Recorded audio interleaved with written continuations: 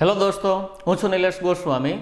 World in box YouTube ચેનલની અંદર આપ સર્વનું હાર્દિક સ્વાગત છે. મિત્રો, ડેલી 5 અંતર્ગત આજે આપણે ફરીથી એકવાર પાછા મળી ગયેલા છીએ ગણિત નામના વિષય સાથે, જેની અંતર્ગત આપણે 5 પ્રશ્નની ડીપમાં પાછા ચર્ચા કરીએ. તો જોવા જઈએ આપણો પ્રશ્ન નંબર પહેલો. પ્રશ્ન શું કે જે સમજીએ. તો આ પ્રશ્ન પહેલાં તો મને વિધાન સ્વરૂપે આપેલો છે, જે જીપીએસસી ક્લાસ 1માં દર વખતે પરીક્ષાની અંદર પૂછાય છે એવા વિધાન સ્વરૂપે છે. તો પહેલાં પ્રશ્નને ખાસ એટલે ખાસ જે વિધાનો છે એને દરેકને સમજીએ. પ્રશ્ન એવું છે કે નીચેના પૈકી કયા વિધાનો સાચા છે? 3 વિધાનો છે, એ 3માંથી કયા વિધાન સાચા છે, કયા વિધાન ખોટા છે એની આપણે ચર્ચા કરીએ. પેલું વિધાન શું છે કે ભાઈ રૈખિક જોડના ખૂણા હંમેશા પૂરક કોણ હોય છે. ભૂમિતિના 3 સેન્ટેન્સ છે. તો મિત્રો, ભૂમિતિ તમને થોડુંક એવું લાગતું હોય છે કે સાહેબ ભૂમિતિમાં એક થોડોક પ્રોબ્લેમ પડે છે, બાકી બધું મેથ્સ આવડે છે. કેમ કે ભૂમિતિના મિત્રો સૂત્રો એટલા બધા છે, ક્ષેત્રફળ, ઘનફળ, એની અંતર્ગત તમે નળાકાર જુઓ, પછી શંકુ જુઓ, ત્યારબાદ ગોળાને ધ્યાનમાં લ્યો, સમઘન, લંબઘન ધ્યાનમાં લ્યો. એ દરમિયાન બેઝિક ભૂમિતિની અંદર તમે વર્તુળ, ત્રિકોણ, ચતુષ્કોણને ધ્યાનમાં લેવા જાઓ. ઘણા બધા કોન્સેપ્ટ છે. પણ મિત્રો, એક જરૂરથી કહીશ કે એક એવું તત્વ છે કે જેની ઉપર તમારા તમામ પ્રકારના ક્ષેત્રફળ અને ઘનફળના સૂત્રો બનેલા છે, જે મેં એપ્લિકેશનની અંદર સારામાં સારી રીતે તમને સમજાવેલ છે. મિત્રો, વર્તુળ આવડે ને, વર્તુળ ઉપર નળાકાર બને, નળાકારના 3 સરખા ભાગ કરો એટલે શંકુ બને, અને જે મારું વર્તુળ છે એને તમે ચારેય બાજુ ફેરવો એટલે એ ગોળો બને. તો વર્તુળને હું એમ કહેવા જાઉં કે ભાઈ વર્તુળ આવડશે એટલે તમને 4 કોન્સેપ્ટ તમારા પાક્કા પાયે મગજની અંદર બેસી જશે. અર્ધગોળો પણ આવે છે, તો એ આપણે એપ્લિકેશનની અંદર એની ચર્ચા ડીપમાં કરશું. પણ અહીં મારે એક સમજાવવું છે કે ભાઈ 2 પ્રકારના ખૂણા જો જોડના આધારે આપવામાં આવે તો 3 બનતા હોય છે. એમાં એક કોટિકોણ બને, એક જોવા જઈએ તો પૂરક કોણ બને, અને એક બનશે એ એકરૂપ ખૂણા બનશે. તો પહેલાં સૌપ્રથમ આપણે વાત કરવા જઈએ કોટિકોણ કોને કહેવાય. તો મિત્રો, કોટિકોણ એટલે એવી વસ્તુ છે કે જ્યારે કોઈ પણ 2 ખૂણાનો સરવાળો 90 ડિગ્રી થાય તો એનો મતલબ કે એકબીજાના કોટિકોણ છે. પૂરક કોણ એટલે શું? તો ફાઇનલી અહીં મને પૂરક કોણ આપેલો છે. પૂરક કોણ એટલે એવી વસ્તુ કે જેનો સરવાળો 180 ડિગ્રી થાય. જોડના આધારે 3 પ્રકાર કીધા, એક કોટિકોણ, પૂરક કોણ અને એક એકરૂપ ખૂણા કહેવાય.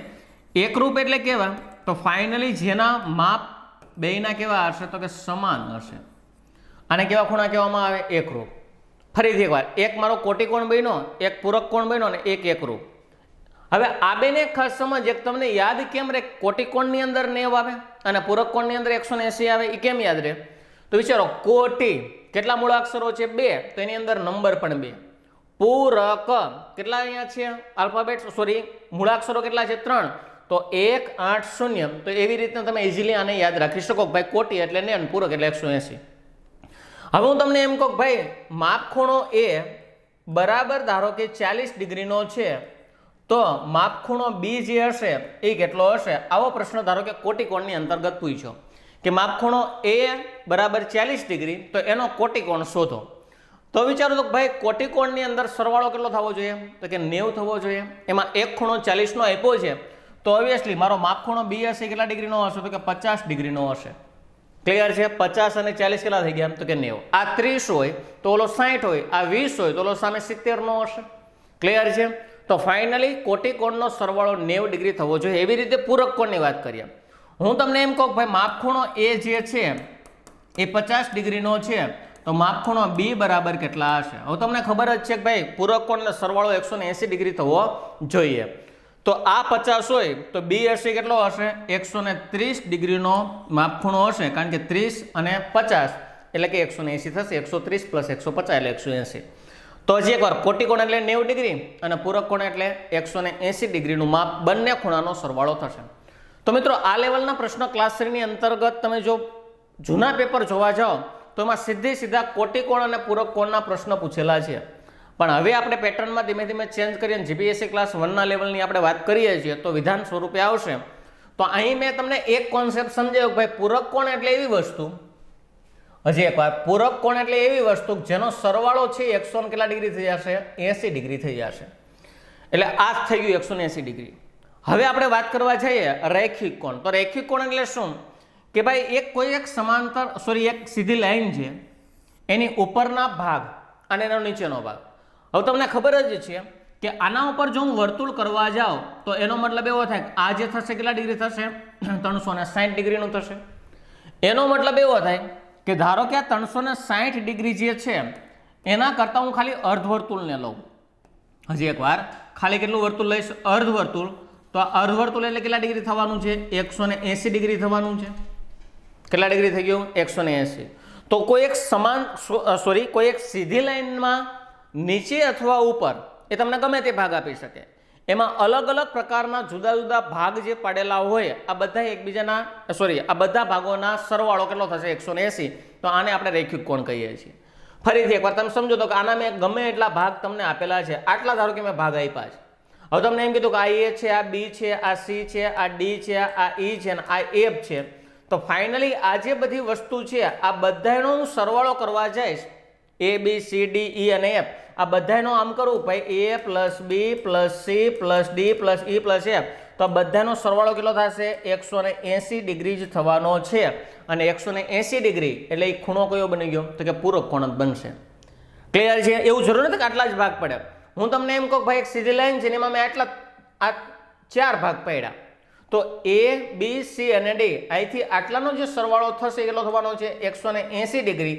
અને જો 180 ડિગ્રી હોય તો મિત્રો એ કોણ કયો છે? તો કે પૂરક કોણ જ થવાનો છે. તો હજી એકવાર રેખિક જોડના ખૂણા હંમેશા કેવા હોય છે? પૂરક કોણ. તો આ જેટલી પણ જોડ બની, આ 4 અહીંયા મને જોડ બને છે, આ રેખિક જોડ જે હશે આના ખૂણાનો સરવાળો 180 થાય તો ઓબ્વિયસલી શું હશે? તો કે પૂરક કોણ. એટલે પેલું વિધાન કેવું છે? તો કે સાચું છે. આ પેલું વિધાન ક્લિયર કટ સાચું છે. ત્યારબાદ ધારો કે આપણે બીજા વિધાનની અંતર્ગત વાત કરવા જઈએ એટલે અહીંયા મને મળ્યું ભાઈ પેલું વિધાન કેવું થઈ ગયું? સાચું. બીજું વિધાન એવું કહે છે કે ભાઈ વર્તુળની સૌથી મોટી જીવા એ ત્રિજ્યા છે. હવે પહેલા એક વાત કરીએ, પહેલા અહીંયા કોન્સેપ્ટ તમને વર્તુળ વિશે થોડોક આઈડિયા હોવો જોઈએ. ધારો કે એક બિંદુ આપ્યું છે, હજી એકવાર એક બિંદુ આપ્યું છે, કોઈ એક ચોક્કસ કેન્દ્રથી, કેન્દ્ર એટલે તમને કોઈ એક ચોક્કસ બિંદુ આપેલું છે, આ એક ચોક્કસ બિંદુથી સમાન અંતરે આવેલા બિંદુઓ જે હશે આ બધાના યોગગણ એટલે આને હું ભેગો કરું એટલે એનો મતલબ કે એક શું થશે? તો કે વર્તુળ ત્યાં બનવાનું છે. હવે ફાઇનલી સમજો તો કે ભાઈ વર્તુળ પરના બે બિંદુઓ, કોઈ પણ બે બિંદુઓ, હજી એકવાર એક વર્તુળ પરનો આ બિંદુ છે, તો વર્તુળ પરના કોઈ બે બિંદુઓને સ્પર્શથી કોઈ એક લાઈન દોરવામાં આવે તો ફાઇનલી આ મારી શું થઈ ગઈ? તો કે જીવા. અને કેન્દ્રમાંથી કોઈ એક બિંદુ પર જ્યારે લાઈન દોરવામાં આવે તો એ શું થઈ ગઈ? તો કે ત્રિજ્યા. આ કેન્દ્ર છે, કેન્દ્ર પરથી કોઈ એક બિંદુ પર જ્યારે લાઈન દોરવામાં આવે તો આ શું છે? ત્રિજ્યા છે. એટલે ફાઇનલી આ મારી શું થઈ ગઈ? ત્રિજ્યા છે. અને આ શું થઈ ગઈ? તો કે જીવા છે. ક્લિયર છે?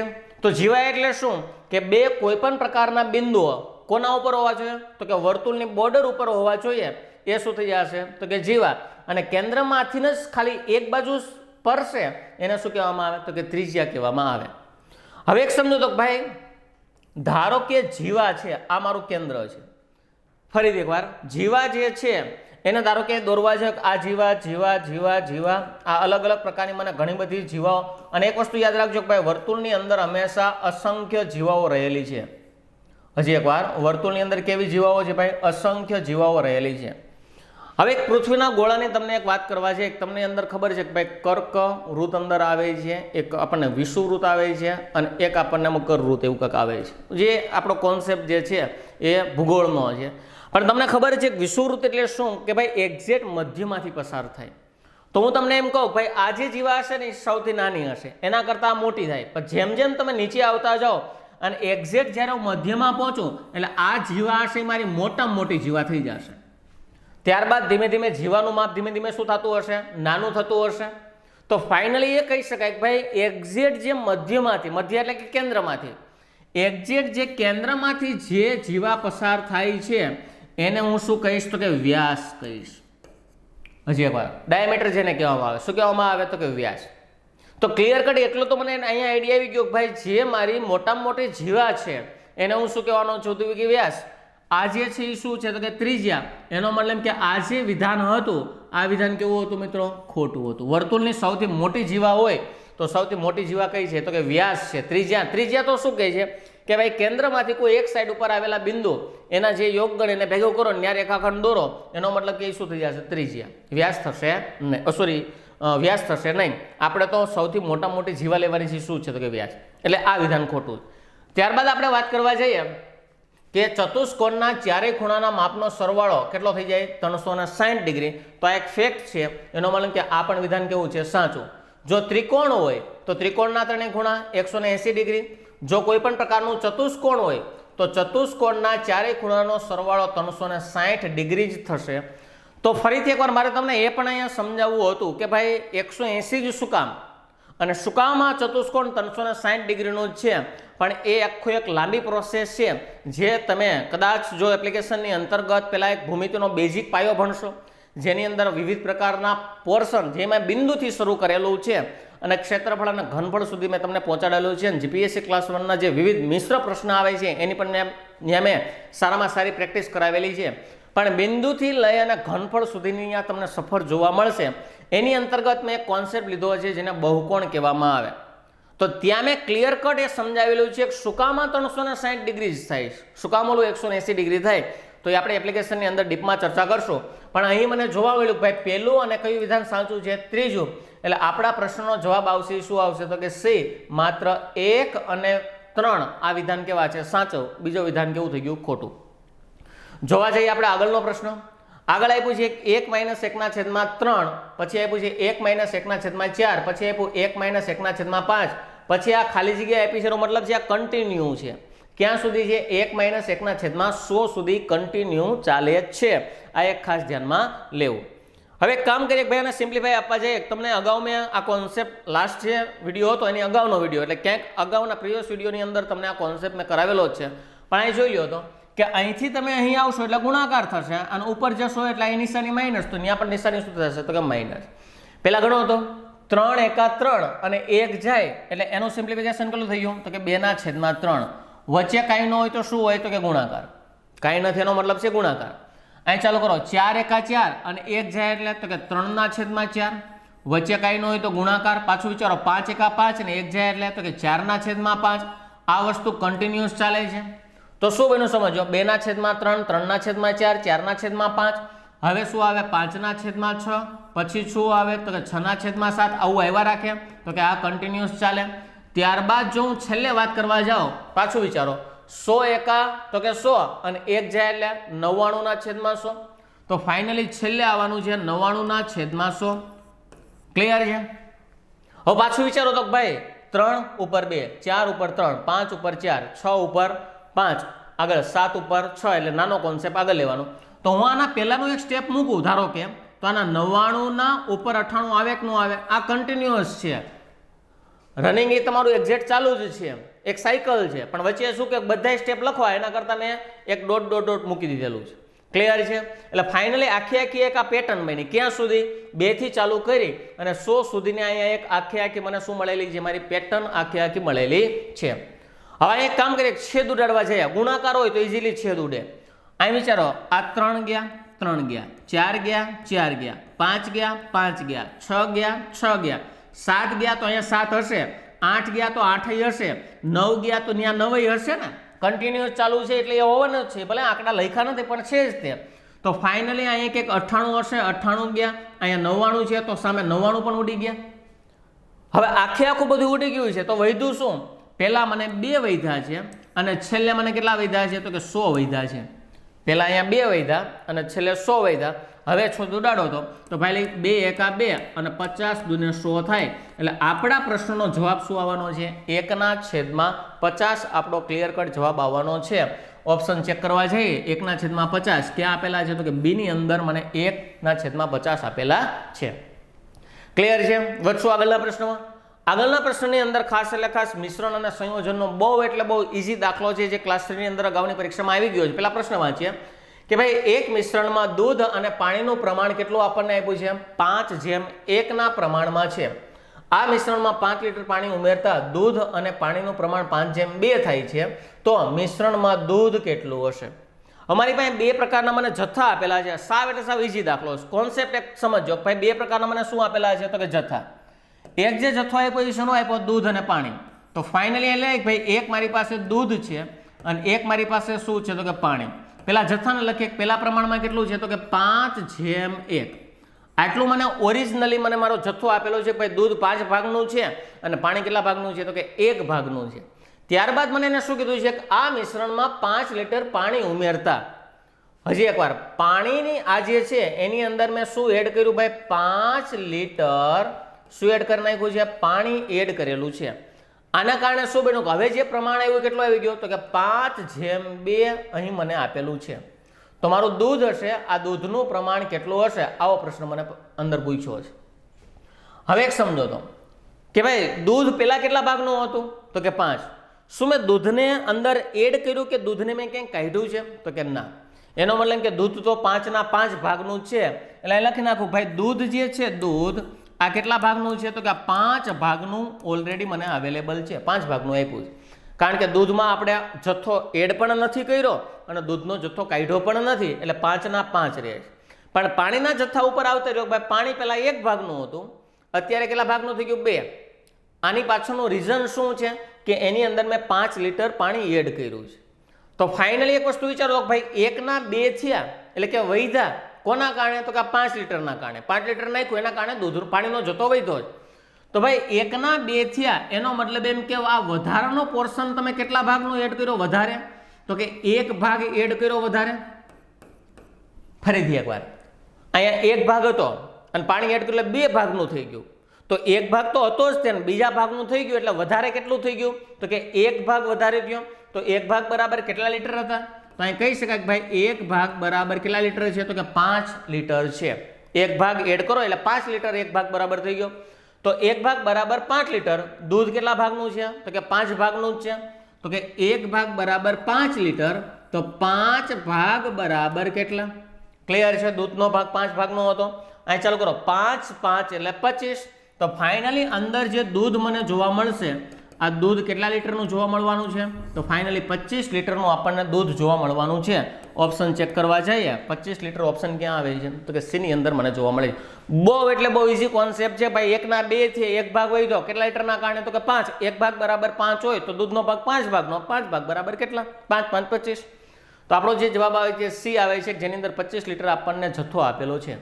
જોઈએ આગળના પ્રશ્નની અંદર આપણને આ પ્રશ્ન આપ્યો છે ને એ ભાગીદારીનો આપેલો છે. જીપીએસસીમાં દર વખતે ભાગીદારી તમને જોવા મળે જ છે. અને ફાઇનલી જ્યારે કોઈ પણ આસિસ્ટન્ટ ડિપોર્ટ મેનેજરની અંદર પણ તમે જોવા જાઓ એની અંદર પણ ભાગીદારીના 1-2 પ્રશ્નો હશે.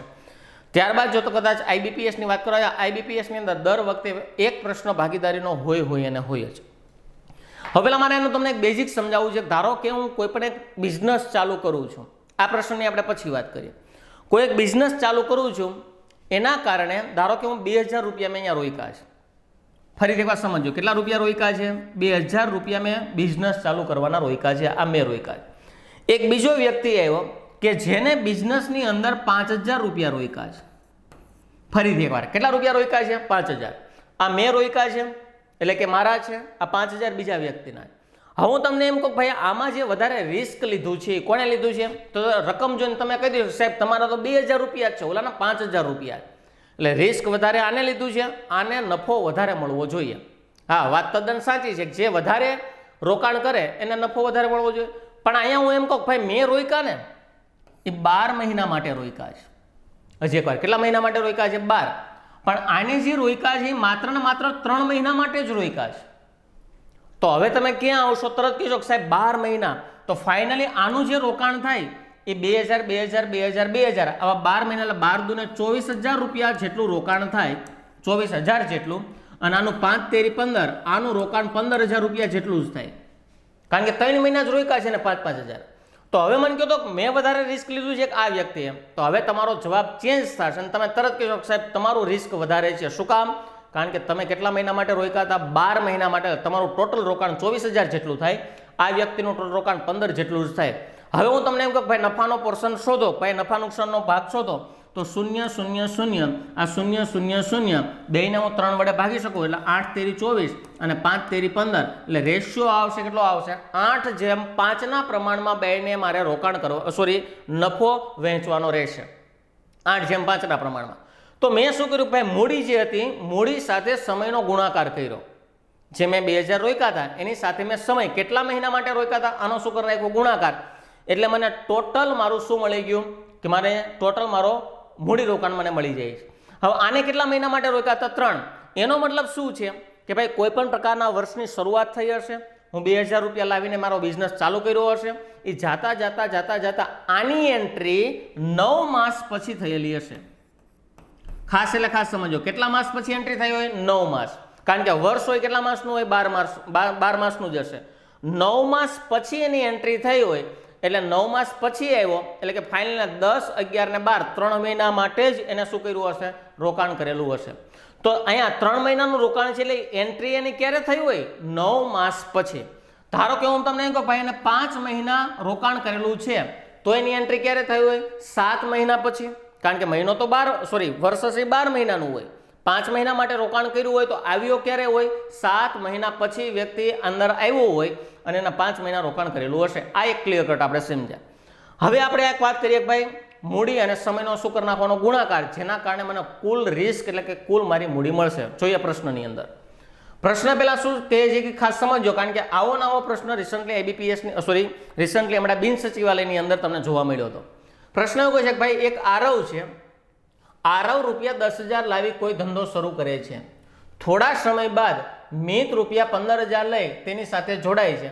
વર્ષના અંતે બંનેના ભાગમાં સરખા હિસ્સે નફો આવે છે તો મિત રહ્યો એ કેટલા સમય બાદ ધંધામાં જોડાયો હતો અથવા તો જોડાયો હશે? હવે ખાસ વિચારો તો ભાઈ આરવે ધંધો શરૂ કર્યો છે, આરવ 10,000 રૂપિયા લાવીને કોઈ ધંધો શરૂ કરે છે. પછી મને આરવની કોઈ વિગત આપેલી નથી એટલે હું શું કહીશ? પેલા આપણે લખી લઈએ કે ભાઈ મૂડી હશે, મૂડી ગુણ્યા મારે શું કરવાનું રહેશે? તો કે સમય લેવાનો રહેશે. કેટલા મહિના રોકાણ કરેલું છે. હવે એક આરવ છે અને એક કોણ છે ભાઈ? મિત છે. હજી એકવાર, એક આરવ છે અને કોણ છે? મિત. અહીંયા મને એક સારામાં સારો શબ્દ આપ્યો છે કે ભાઈ સરખા હિસ્સે નફો વેચવાનો છે. સરખો હિસ્સો ક્યારે બને? કે જ્યારે મેં 10,000 રૂપિયા રોક્યા હોય ને તમે 10,000 રૂપિયા રોકો તો બેના સરખા હિસ્સા આવે. મેં 50,000 રોક્યા હોય ને તમે ધારો કે 50,000 રોકો તો સરખો હિસ્સો આવે. એટલે આ બેની મૂડી ઓલરેડી કેવી હોવી જોઈએ? સમાન હોવી જોઈએ. હવે બને છે શું કે ભાઈ આરવ 10,000 રૂપિયા લાવે છે એટલે આરવના મેં 10,000 રોક્યા. હવે પાછું વિચારો તો આરવ નથી વયો ગયો કે નથી મોડો આવ્યો, આરવે તો ધંધો શરૂ કર્યો છે એટલે આરવે આ રોકાણ કર્યું હશે કેટલા માસ માટે કર્યું હશે? 12 મહિના માટે કર્યું હોય. કારણ કે આરવે તો શરૂ કર્યું છે અને લાસ્ટ સુધી ટક્યો છે. તો હું કહી શકું ભાઈ 10,000 ગુણ્યા 12 કરવા જાવ એટલે આરવનું જે રોકાણ હશે એ ટોટલ કેટલા રૂપિયા હશે? 1,20,000 રોકાણ હશે. આ એક ક્લિયર કટ મને મળી ગયું કે આરવે જે રૂપિયા રોક્યા હશે 1,20,000 રોક્યા હશે. બેને સરખા હિસ્સે નફો વેચાય છે એનો મતલબ એમ કે મિતને પણ 1,20,000 જ રોકવા જોઈએ. મિતને પણ કેટલા રોકવા પડશે? 1,20,000. ત્યારબાદ વિચારો કે આ 1,20,000 માં શું હશે? તો કે મૂડી ગુણ્યા એનો શું હોવો જોઈએ? તો કે સમય હોવો જોઈએ. સમજાય છે? આ મેં જે કહ્યું મૂડી ગુણ્યા સમય 1,20,000, આના પણ 1,20,000 એ શું હોવો જોઈએ? મૂડી ગુણ્યા સમય. હવે પાછું વિચારો તો મને મિતની મૂડી આપી છે, કેટલા રૂપિયા આપી છે? 15,000. તો ફાઇનલી 1,20,000 બરાબર મૂડી એની છે 15,000 અને આવું કરવાથી મને શું મળવાનો છે? તો કે સમય મળવાનો છે. હવે ક્લિયર કટ વિચારો કે 15,000 છે એ શેમાં છે? ગુણાકારમાં. આ સાઈડ આવે તો ભાગાકાર. તો ફાઇનલી 1,20,000 અને છેદમાં મારે કેટલા મૂકવાનું થશે? તો કે 15,000. શૂન્ય શૂન્ય ઉડાડો, 1 2 3, આ 1 2 ને 3, 15 8 120 થાય. તો ફાઇનલી હું કહી શકું કે મિતે જે રોકાણ કર્યું હશે એ કેટલા માસ માટે કર્યું હશે? 8 માસ માટે એને રોકાણ કરેલું હશે. 15 8 120. હજી એકવાર, મિતે જે રોકાણ કર્યું છે કેટલા માસ માટે કર્યું છે? 8 માસ માટે. જો એને 8 માસ માટે રોકાણ કર્યું હોય તો એને પ્રશ્ન શું પૂછ્યો છે કે કેટલા સમય બાદ ધંધામાં આવ્યો હશે? તો તમે કહી શકો કે ભાઈ ટોટલ 12 મહિનાનો એક વર્ષ હોય એમાં જો એને 8 માસ માટે રોકાણ કર્યું હોય તો એની એન્ટ્રી જે છે એ કેટલા માસ પછી થઈ હોય? 4 મહિના પછી બિઝનેસની અંદર આરવ સાથે જોડાયેલો હોય.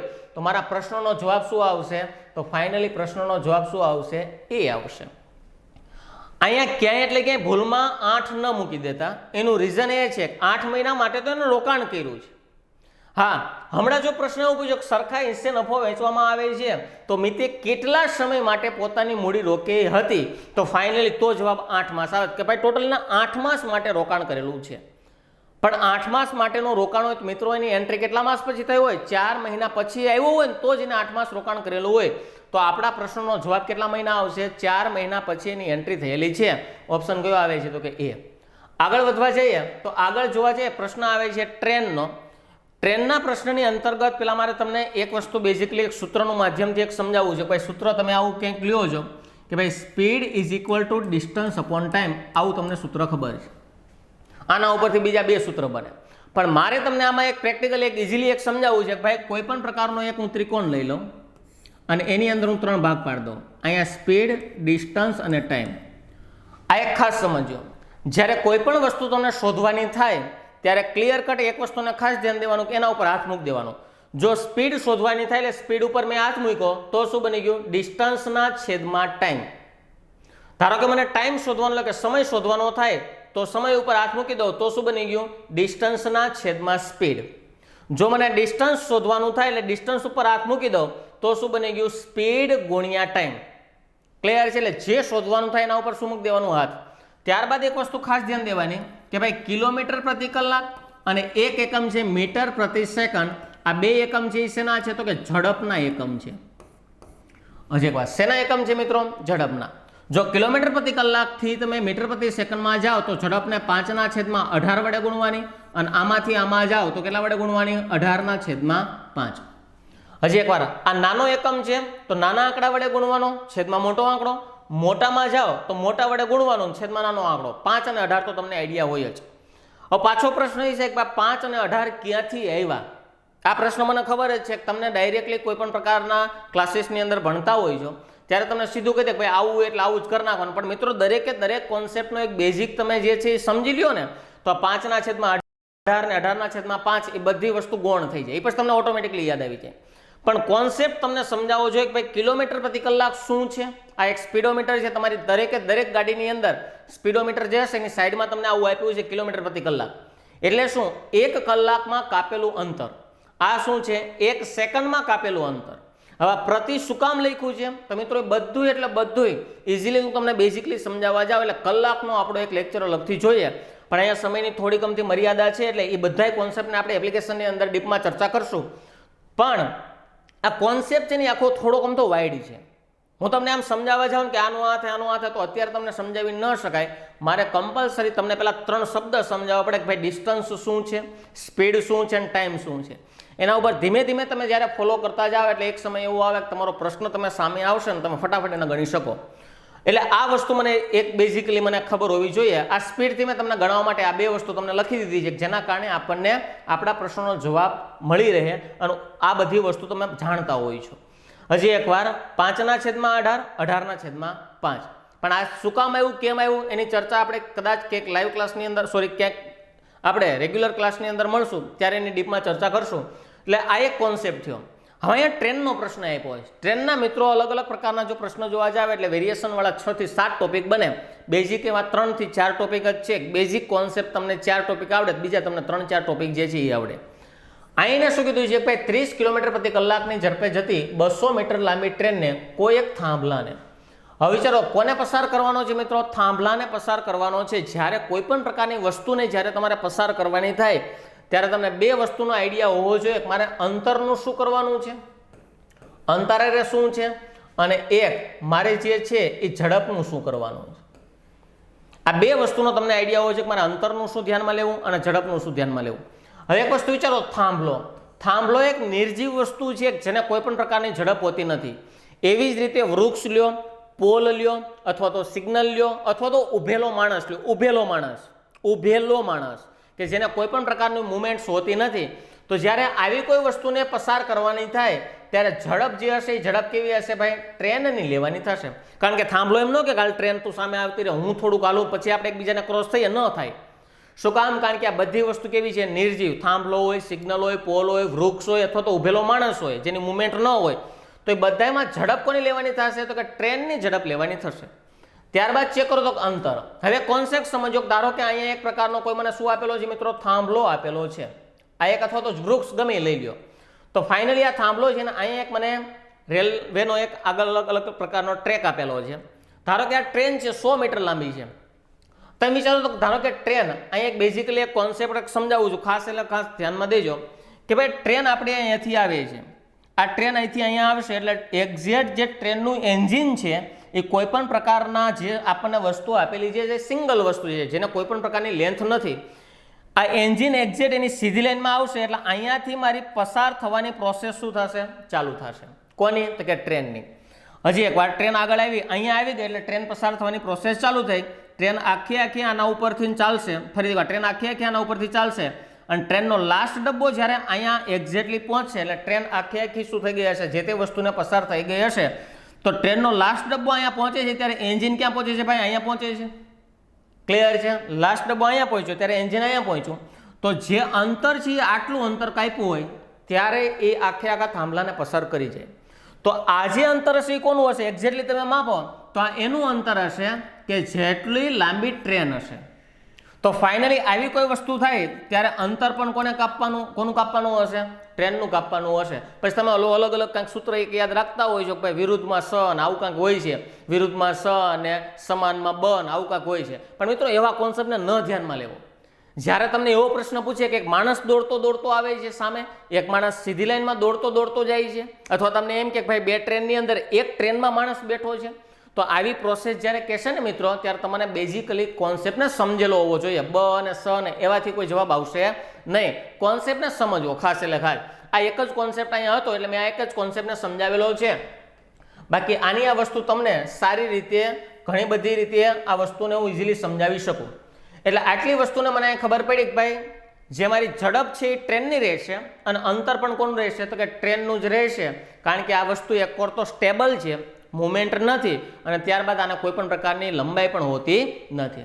હવે ચાલો તો ઝડપ કેટલી છે? તો અહીં કહી શકાય કે સાહેબ ઝડપ છે 30 કિલોમીટર પ્રતિ કલાક અને મારે અંતર કેટલું કાપવું પડશે? તો ટ્રેન મને આપી છે 200 મીટર લાંબી આપી છે એટલે અહીંયા મારે અંતર કાપવું પડશે 200 મીટર છે.